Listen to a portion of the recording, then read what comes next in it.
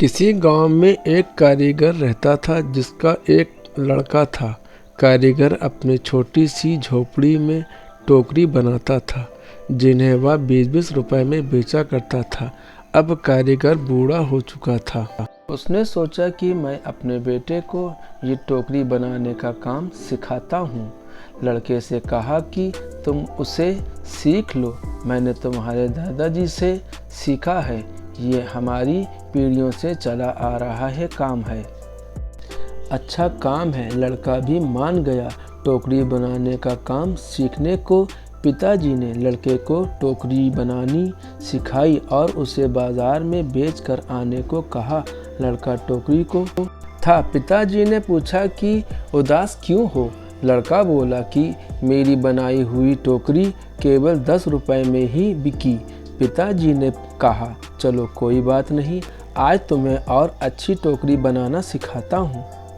पिताजी ने और अच्छी टोकरी बनाना सिखाया और उसे बाज़ार में बेचने को कहा। लड़का टोकरी लेकर बाज़ार गया और अपनी बनाई टोकरी को 15 रुपए में बेच कर आया। लड़का अब भी उदास था।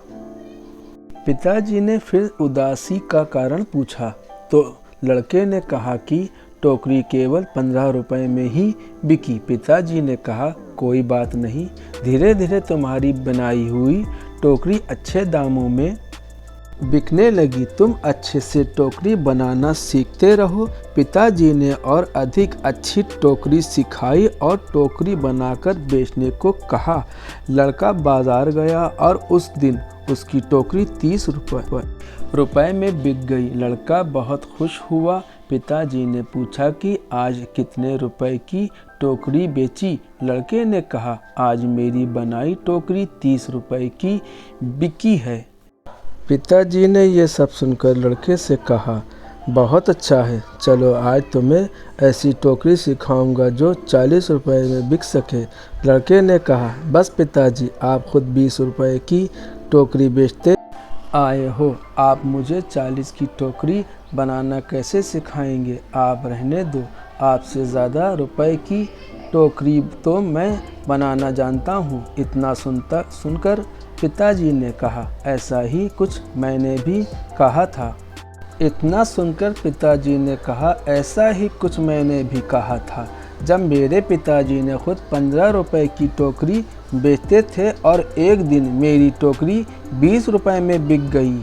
मेरे पिताजी ने मुझे 25 रुपए की टोकरी सिखाने को कहा था तो मैंने भी सीखने के लिए मना कर दिया था और कहा था कि आप खुद 15 की बेचते आए हैं, आपसे ज़्यादा की तो बेचकर आया हूँ और तब से जीवन भर 20 रुपए की ही टोकरी बेचता रहा, क्योंकि उससे ज़्यादा की टोकरी मैं सीख ही नहीं पाया। ये कहानी हमें सिखाती है कि हमें थोड़ा सा सीखने पर यह घमंड नहीं होना चाहिए कि अब मैं सब कुछ जानता हूँ, क्योंकि ऐसा हो सकता है कि हर कोई कुछ ना कुछ आपसे अधिक जानता हो। हमें हमेशा कुछ ना कुछ सीखते रहना चाहिए। हेलो फ्रेंड्स, ये कहानी आपको कैसी लगी कमेंट बॉक्स में ज़रूर बताएं। लाइक, शेयर एंड सब्सक्राइब ज़रूर कर लें। धन्यवाद।